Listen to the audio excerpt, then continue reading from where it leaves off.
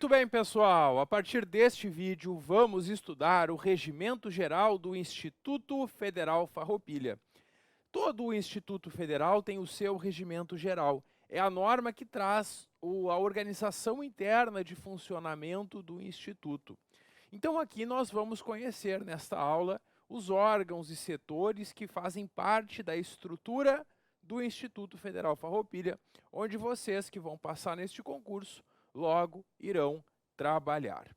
Depois que a gente analisar aqui os artigos desse regimento geral e conhecermos essa estrutura, vai ter também um simulado, com algumas questões que eu elaborei no estilo da banca, tentando adivinhar como o conteúdo será cobrado na prova do nosso concurso. Então, nós vamos aqui conversar sobre o regimento, depois tem as questões para vocês praticarem e vai ter um vídeo que eu vou corrigir as questões, mostrando em cada uma delas qual é a resposta e por qual motivo. Pessoal, estudar um regimento geral de qualquer instituição é entender como que ele funciona, como que é a sua estrutura, e é isso que nós vamos fazer agora. O presente regimento, então, conforme artigo 1º, apresenta essa organização e as competências. As competências é o que faz cada um dos setores do Instituto, que integram essa estrutura mínima organizacional do Instituto Federal Farroupilha, nos planos administrativo e didático-pedagógico.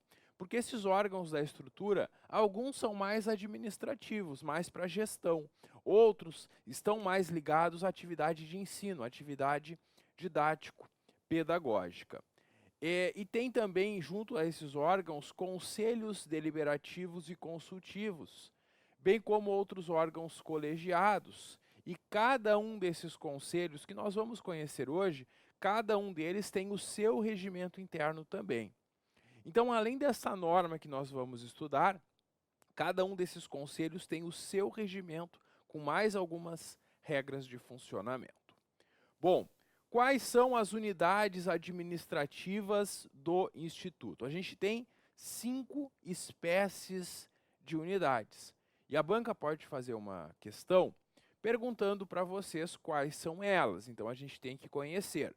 Existe o campus. Campus é voltado ao exercício das atividades permanentes de ensino, pesquisa aplicada, inovação e extensão, e atendimento de demandas específicas nesse âmbito ou em sua área de abrangência territorial. Então, cada campus vai abranger um território e nesse campus vão ser desempenhadas essas atividades, principalmente de ensino. É isso. Esse é o conceito de campus. Campus avançado é um campus que é vinculado a um campus comum. Esse campus avançado, vinculado administrativamente a um campus, ou em caráter excepcional até vinculado diretamente à reitoria, é destinado a desenvolver educação profissional por meio de atividades de ensino e extensão circunscritas a áreas temáticas ou especializadas, prioritariamente por meio de oferta de cursos técnicos e curso de formação inicial e continuada. Então, esse é o campus avançado que pode estar ligado a outro campus ou diretamente à reitoria, como exceção. Geralmente, o campus avançado é vinculado a outro campus já existente. Polo de inovação.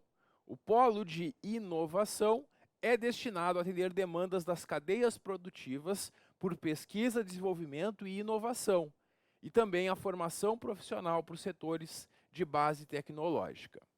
Também tem polo de educação à distância. Esse, como o nome já dá a entender, é destinado à oferta de cursos de educação profissional e tecnológica na modalidade à distância, que pode ser criado por meio de parceria com órgãos da administração pública, com o objetivo de expandir o atendimento às demandas por formação profissional em todo o território de abrangência do Instituto.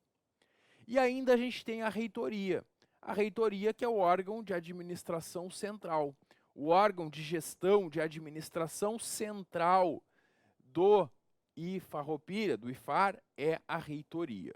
E a banca pode perguntar de uma forma bem simples, qual é o órgão de administração central? E aí a resposta vai ser a reitoria. As unidades do Instituto Federal devem atender às demandas, às necessidades regionais por educação profissional e tecnológica, pesquisa aplicada, inovação e extensão.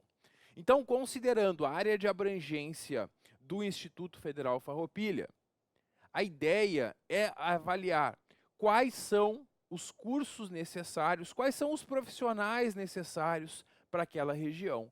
Com base nisso, se oferecem os cursos para que a região tenha profissionais. Porque não adianta nada o IFAR oferecer um curso que depois não vai ter nenhum mercado de trabalho para o formado naquele curso, né?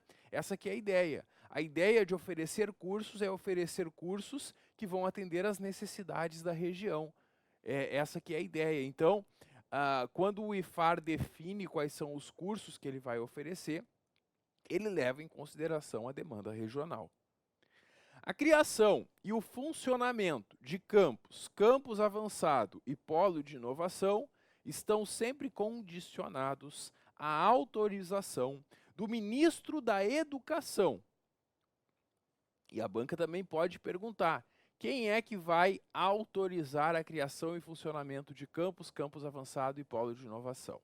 A banca pode tentar te enganar, trazendo outro ministro, trazendo o presidente da República, trazendo o secretário da Educação Estadual, tudo está errado, tá? Se perguntar quem autoriza a criação e funcionamento de campus avançado e polo de inovação, a resposta a marcar na prova vai ser ministro de Estado da Educação.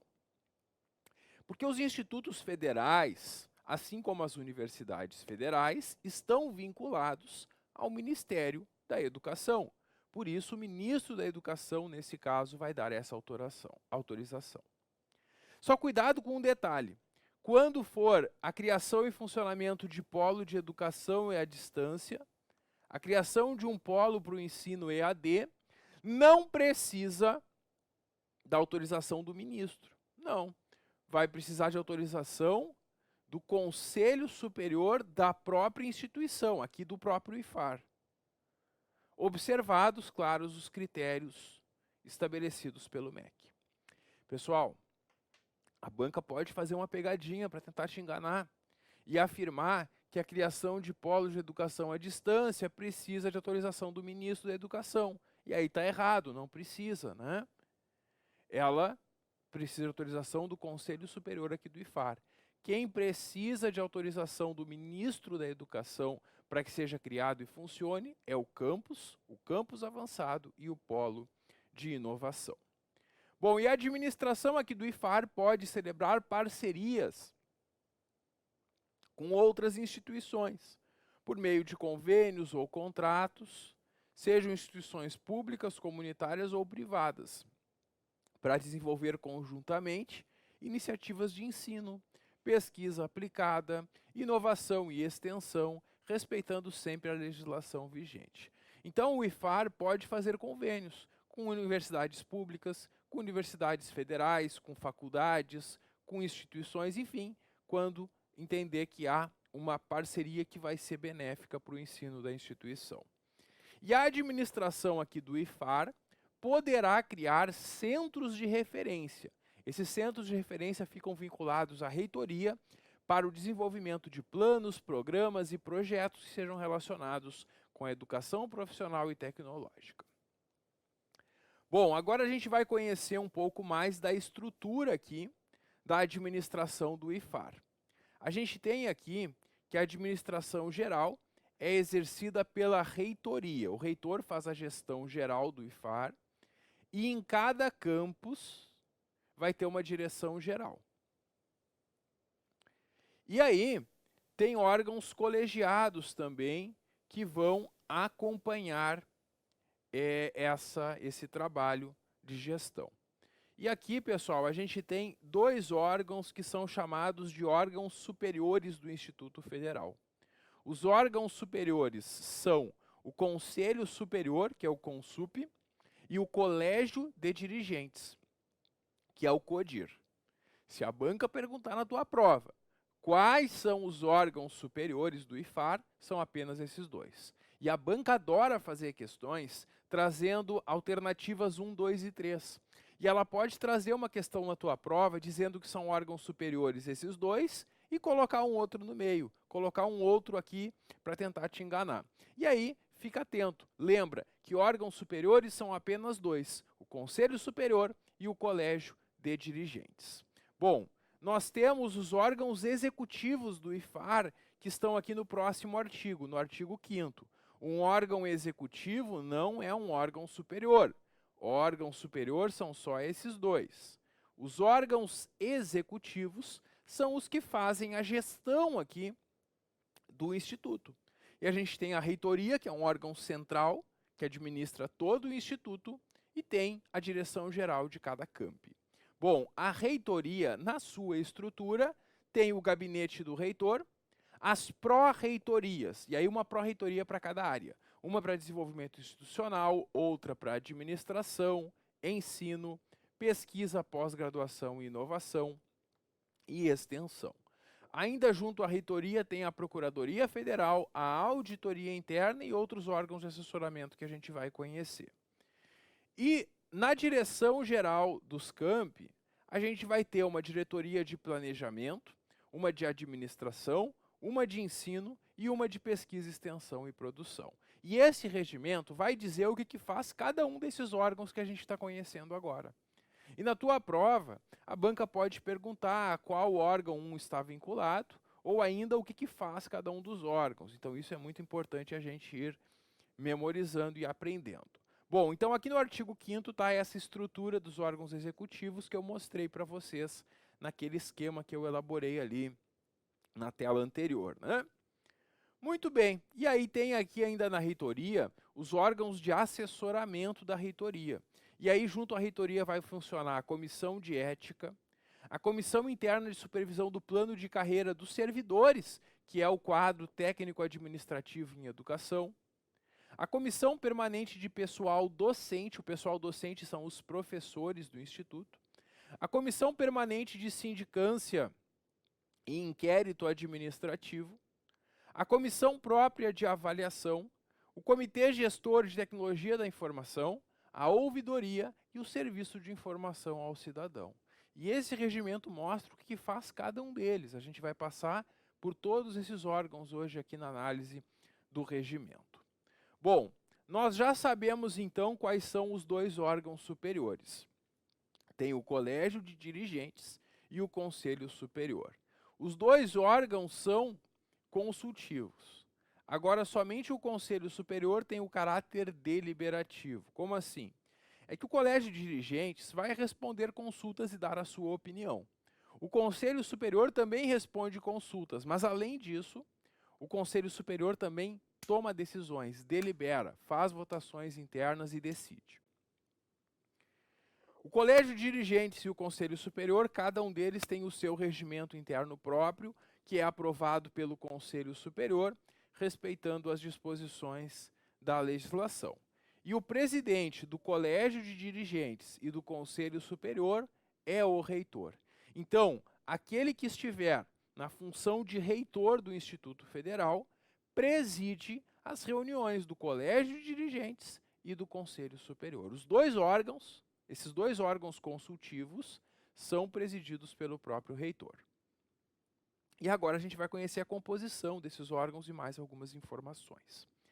Vamos começar então com o Conselho Superior. O Conselho Superior, que tem caráter consultivo e deliberativo, é o órgão máximo do Instituto Federal. A banca pode fazer uma pegadinha tentando te enganar, dizendo que a reitoria, por exemplo, é o órgão máximo. Não é, pessoal. O Conselho Superior está acima da reitoria. O órgão máximo do IFAR é o Conselho Superior. Existe uma outra norma, que é o Estatuto do IFAR, que vai explicar melhor o que faz o Conselho Superior. Mas aqui a gente já vai ter alguma ideia disso. E a composição do Conselho Superior também ela está estabelecida nesse Estatuto. Mas aqui a gente tem um resumo. Quem são os membros que vão integrar esse Conselho Superior aqui do IFAR? O reitor, que a gente já viu que preside ele. Também representantes docentes, que são representantes dos professores do Instituto, que são eleitos, tá?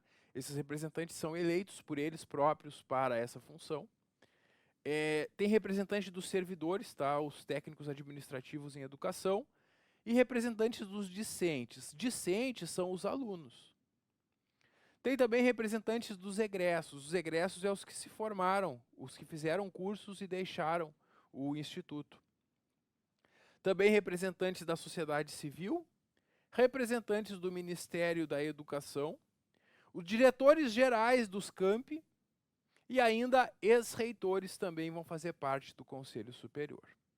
Então aqui estão os membros. Professor, são quantos de cada um? O regimento não diz. Esse detalhamento de quem são eles, quantos são, está lá no estatuto. E numa prova sobre o regimento geral, eles não podem perguntar. O que eles podem perguntar é quem são esses representantes. E aqui são esses que eu listei aqui nesse quadrinho para vocês. Eu acho mais provável na prova que eles perguntem sobre as competências do Conselho Superior, que é o que a gente tem aqui no artigo 11. O artigo 11 vai nos dizer o que faz o Conselho Superior aqui do IFAR. Então, o que faz esse Conselho Superior, que é o órgão máximo do Instituto? Ele vai aprovar as diretrizes para a atuação do IFAR e zelar pela execução da sua política educacional. Também ele vai deflagrar, aprovar as normas e coordenar os processos de consulta à comunidade escolar para a escolha do reitor do Instituto. Porque a gente tem, né, essa regra nos institutos federais e também nas universidades federais, que a comunidade participa na escolha do reitor. E o Conselho Superior que vai coordenar esse processo para a escolha do reitor, contando sempre com a consulta à comunidade escolar. Aprovar os planos de desenvolvimento institucional e de ação, assim como a proposta orçamentária anual. Existem os planos de desenvolvimento e ação, com metas que devem ser alcançadas e tudo mais, e esses planos são aprovados pelo Conselho. É competência do Conselho Superior aprovar esses planos. Também é o Conselho que vai aprovar o projeto político-pedagógico, a organização didática, os regulamentos internos de cada órgão que faz parte do IFAR e as normas disciplinares. Também vai aprovar normas quanto à acreditação e certificação de competências profissionais, autorizar o reitor a conferir títulos de mérito acadêmico, apreciar as contas do exercício financeiro e o relatório de gestão anual, emitindo um parecer conclusivo sobre a propriedade e regularidade dos registros. Também deliberar sobre taxas, emolumentos e contribuições por prestações de serviços. É claro que o ensino é gratuito, mas alguns emolumentos, taxas podem ser instituídos e cobrados, e quem decide o valor dessas taxas é o Conselho. Também autorizar a criação, alterações curriculares e extinção de cursos no âmbito do Instituto.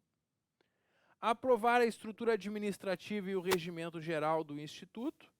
E deliberar sobre questões que sejam levadas à sua apreciação. Então vejam que tem várias decisões que vão ser tomadas aqui por esse Conselho Superior. O próximo órgão que nós temos é o Colégio de Dirigentes. O Colégio de Dirigentes é um órgão de caráter consultivo e ele vai assistir à reitoria nas suas decisões. Esse colégio de dirigentes é composto por reitor, por pró-reitores e diretores gerais dos campi. Então aqui a gente tem a composição do colégio de dirigentes: reitor, pró-reitor e diretores gerais dos campi. E o que faz esse colégio de dirigentes? O colégio de dirigentes vai apreciar e recomendar a distribuição interna de recursos, apreciar e recomendar as normas para a celebração de acordos, convênios e contratos, bem como a elaboração de cartas de intenção ou documentos equivalentes, apresentar a criação ou alteração de funções e órgãos administrativos da estrutura organizacional do IFAR, apreciar e recomendar o calendário de referência anual, apreciar e recomendar normas e ações para aperfeiçoamento da gestão, e apreciar também assuntos de interesse da administração do Instituto. Tudo isso, então, são competências aqui do Colégio de Dirigentes. E a banca na prova pode tentar te confundir, confundindo quem são os membros lá do Conselho Superior ou aqui do Colégio de Dirigentes. Ou também a banca pode misturar numa questão as competências do Conselho Superior com essas do Colégio de Dirigentes. Então é isso que nós temos nesses dois órgãos iniciais. Agora, nós temos os órgãos executivos. E aqui a gente vai ter a reitoria, que a gente viu que tem uma estrutura enorme, né? E aqui o regimento vai trazer cada um daqueles órgãos que fazem parte da reitoria. Bom, a reitoria é composta pelo gabinete do reitor, por todas aquelas pró-reitorias, que são por áreas específicas. Tem também na estrutura da reitoria a Procuradoria Federal, a Auditoria Interna e os órgãos de assessoramento. É o órgão responsável pela administração geral do IFAR. Não confundam órgão máximo com órgão de administração geral, né? Porque o órgão máximo a gente viu que é o Conselho Superior. O órgão de administração geral é a reitoria. E aqui estão as competências da reitoria. A reitoria vai supervisionar em todo o IFAR a execução das políticas de gestão educacional, de pessoal, orçamentária, financeira e patrimonial, buscando aperfeiçoamento, desenvolvimento e excelência das atividades de ensino, pesquisa e extensão. Também a reitoria vai formular as propostas de orçamento, encaminhando para a aprovação dos órgãos competentes, planejar as estratégias de desenvolvimento da instituição, coordenar e supervisionar a execução dos planos aprovados, adotando medidas para o seu cumprimento e avaliação dos resultados. Vai a reitoria também promover o relacionamento e permanente intercâmbio com as instituições semelhantes, promover também planejamento, integração e cooperação mútua entre unidades organizacionais que compõem o IFAR. O reitor vai estabelecer diretrizes sistemáticas que serão aplicadas por todos os campi e pelas pró-reitorias por meio de atos normativos.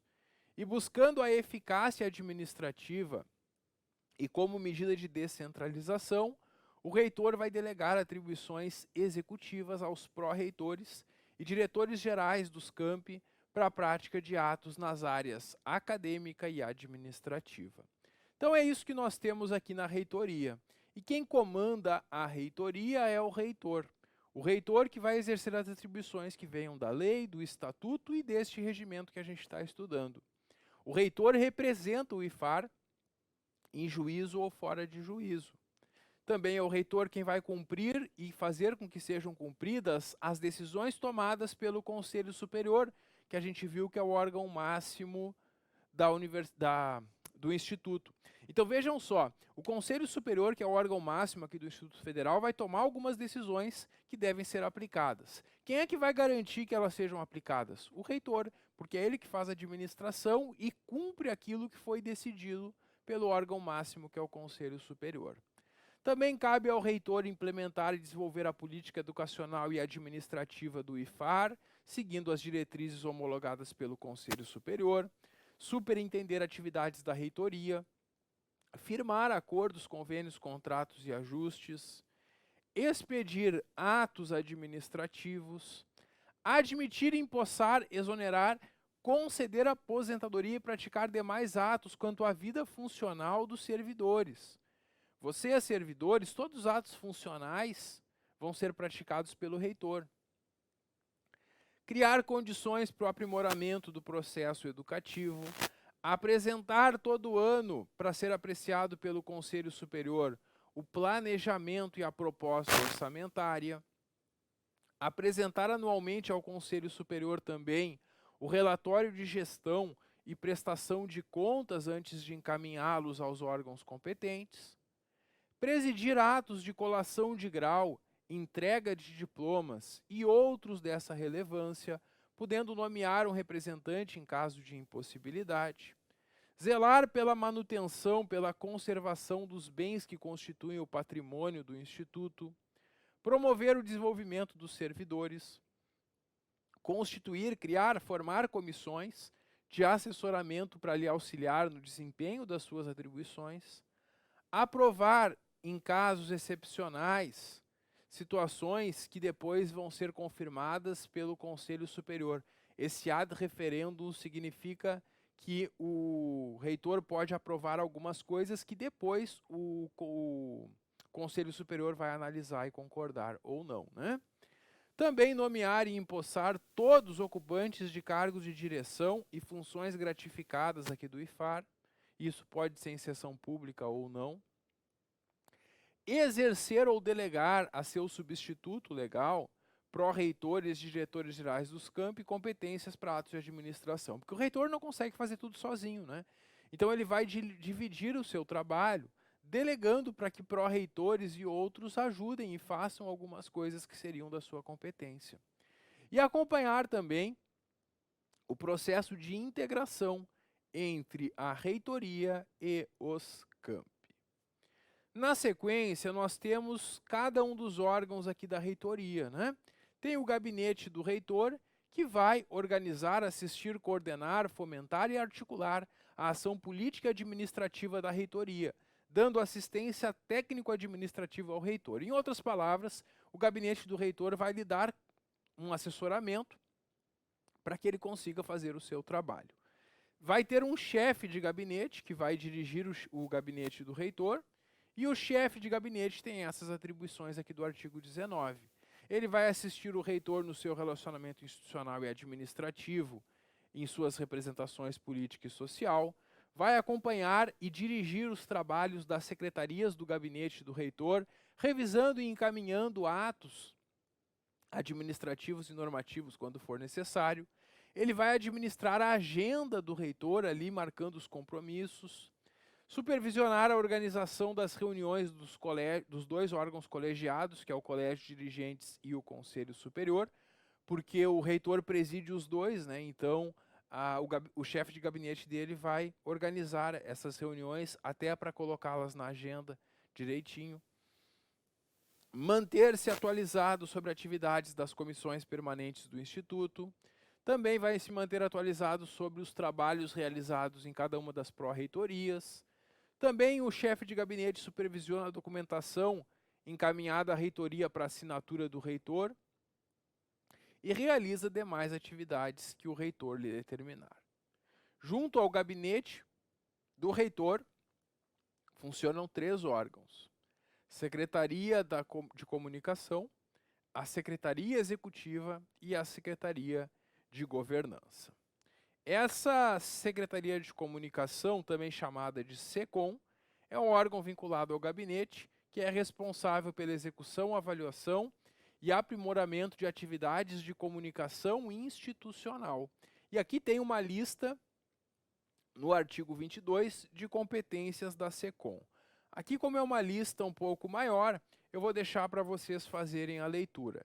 E é importante que vocês leiam. Aqui na aula, eventualmente, eu vou passar por algumas listas, mas é importante que vocês leiam cada uma delas, porque a banca pode justamente trazer essas competências e misturá-las com outras. Então, aqui, na comunicação social, na SECOM, a Secretaria de Comunicação, a gente vai encontrar muitas competências ligadas justamente a atividades jornalísticas de comunicação.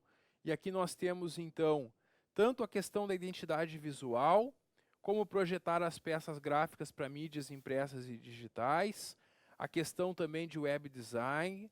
Também a gente tem aqui redação de notícias, né, redigir notícias.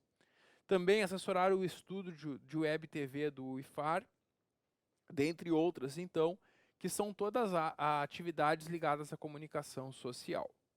Na Secretaria Executiva, a gente tem umas atividades mais burocráticas aqui, de organização de documentos oficiais, de arquivos, correspondência, atendimento, redação de memorandos e ofícios. A redação desses documentos é pela Secretaria Executiva.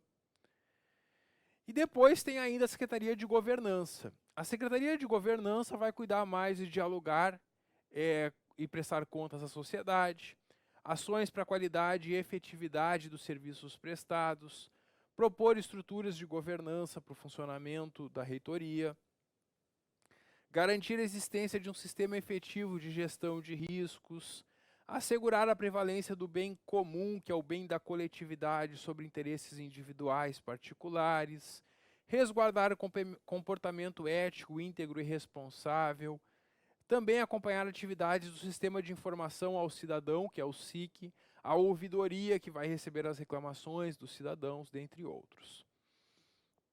Então é isso que nós temos aqui nessa primeira parte aqui do Regimento Geral. Próximo vídeo eu volto para a gente continuar conversando sobre o Instituto. No próximo vídeo vamos conhecer as pró-reitorias. Dá um clique que eu já volto. Até logo.